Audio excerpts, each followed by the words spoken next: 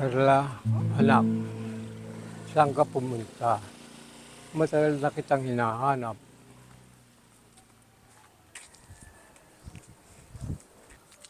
Ineng, nakita mo ba si Carla? Ay, hindi po, tay.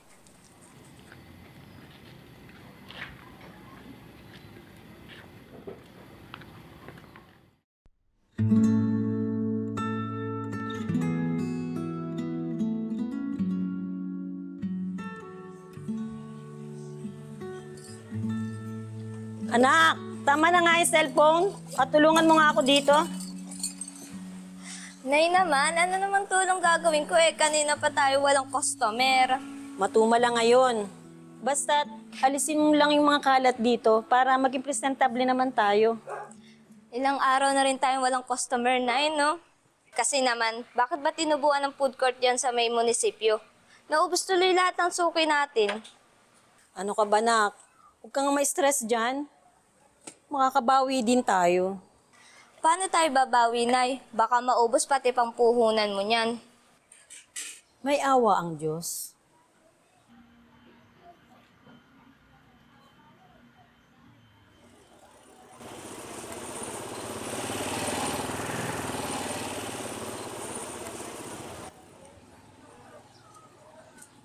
Gina, nakita po ba niyo yung aking anak na si Carla?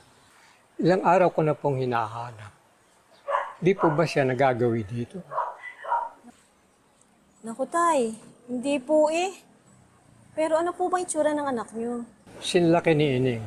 Nag-aalaala na nga ako. Gusto ko nang makita ang anak.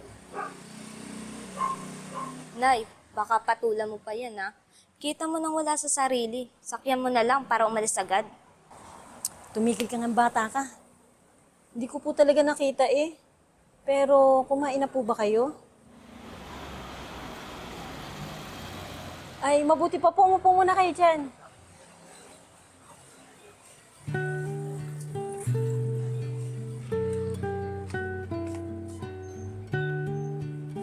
Ano pong pangalan niyo? Marcelo po. Nay, wala pa tayong benta, namimigay ka kaagad. Tsaka andong isang matanda, oh. Lalong walang kakain dito. Mawawala ng gana. Sige tayo. Kain ka lang dyan.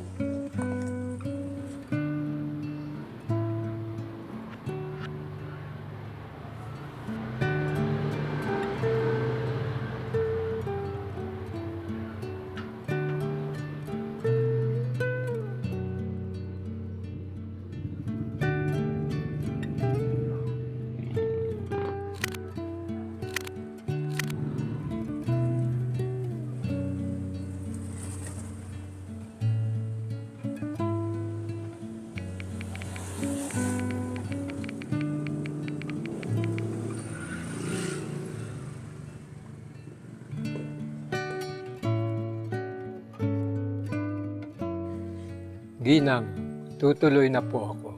Mangyari lang pong ipaalam niyo sa akin kung makita niyo ang aking anak. Opo naman, tay. Mag-ingat po kayo.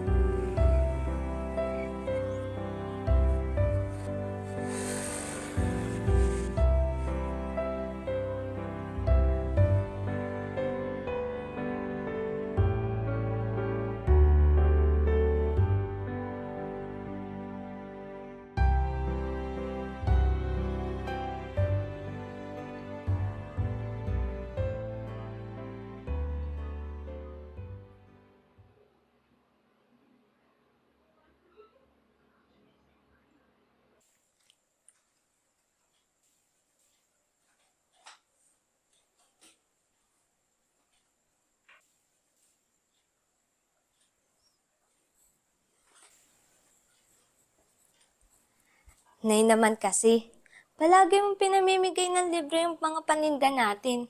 For the most charitable nga ang person. Pero ayan, nalulugi naman tayo. Anak, makinig ka ha, at intindihin mo itong mabuti. Sa tuwing nagkakaroon tayo ng pagkakataon, tumulong sa kapwa, dapat huwag nating palagpasin. Dahil ang bawat pagkakataon na makapagpapakita tayo ng awa ay pagkakataong ibinibigay ng Diyos para tayo ay kaawaan din. Hindi naman natin ikahihirap yung kaunting tulong na binibigay natin. Talaga lang may iba-ibang dahilan kung bakit humina ang benta natin itong mga nakarang araw. Pero the fact na nakapagbibigay pa rin tayo, maswerte pa rin tayo. Kasi tayo yung meron. Bagaman hindi material na bagay ang inaasahan nating kapalit. Pero alam ko na, hindi tayo pababayaan ng Diyos. Ano man ang mangyari, nagkakalakip naman yan. Kaya tandaan mo, kung gusto nating kaawaan tayo, dapat matuto tayong maawa. Guys, okay Nay. Sabi mo di na ako papalag.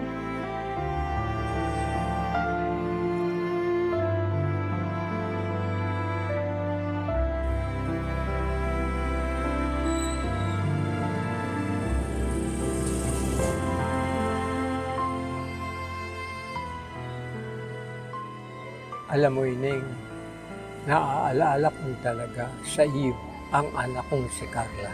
Kung makikita ko lamang siyang muli, di ko na hahayaang mawala pa. Okay lang po yan, Lo. Sige po, kain ka lang po dyan.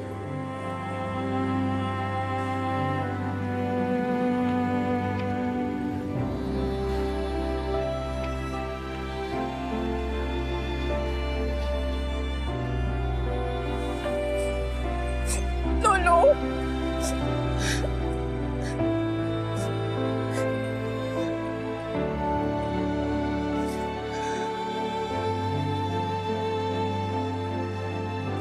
Miss, kilala niyo po si tatay? Opo, Mrs. Lolo niyo po itong matanda. Matagal na po namin siyang hinahanap. Buti na lang po at nakita namin sa social media yung ipinost ng anak ninyo at itinuro kami ng barangay dito. Thanks sa'yo, Lisa, ha? May Alzheimer's disease po kasi si Lolo. Isang araw, bigla na lang siyang nawala. Lumabas daw ng bahay. Nakasakay ata ng jeep hanggang sa kung saan-saan na napunta. Buti na lang po at dito siya napadpad sa lugar ninyo. Naku, nga po. Salamat naman po sa Diyos at nakita niyo rin siya. Maraming salamat po sa pagtulong sa lolo ko. Nabalitaan po namin sa barangay na palagi niyo po siyang pinapakain dito. Kung wala po yun, nakakaawa naman po kasi si tatay. Kahit naman po sino siguro, maaawa pag nakita siya. Maitanong ko po pala, ano nga po palang pangalan niyo? Ay, pasensya na po. Nakalimutan ko tuloy magpakilala. Ako po si Carla May Estrella. Carla May? Ikaw po ba si Carla? Yung hinahanap ni Lolo? Ay, hindi po. Nanay ko po yun. Nawala po kasi siya nung bata pa. Pero natagpuan naman po agad after ng ilang araw. Pumanaw na po siya 2 years ago. Sobrang nalungkot po si Lolo. Kaya yun siguro ang bumabalik sa alaala niya. Pero salamat po talaga. Maraming salamat po. Sa Diyos po tayo magpasalamat.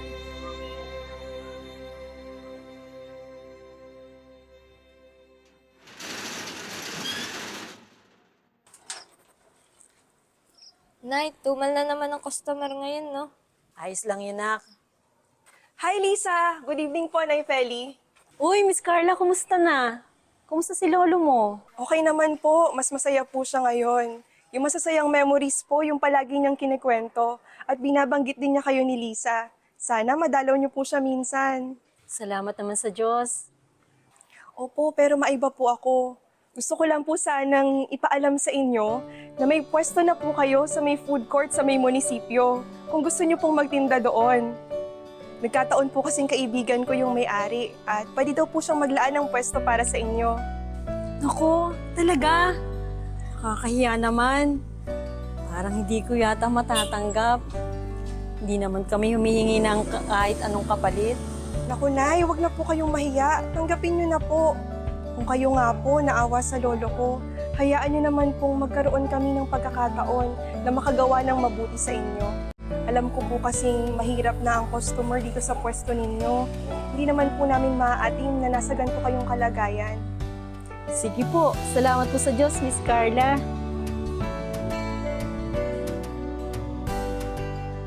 At huwag tayong mga pagod sa paggawa ng mabuti, sapagkat sa kapanahunan ay magsisipag-ani tayo kung hindi tayo manghihimagot. Kaya nga, samantalang tayo may pagkakataon, ay magsigawa tayo ng mabuti sa lahat at lalong-lalo na sa mga kasangbahay sa pananampalataya.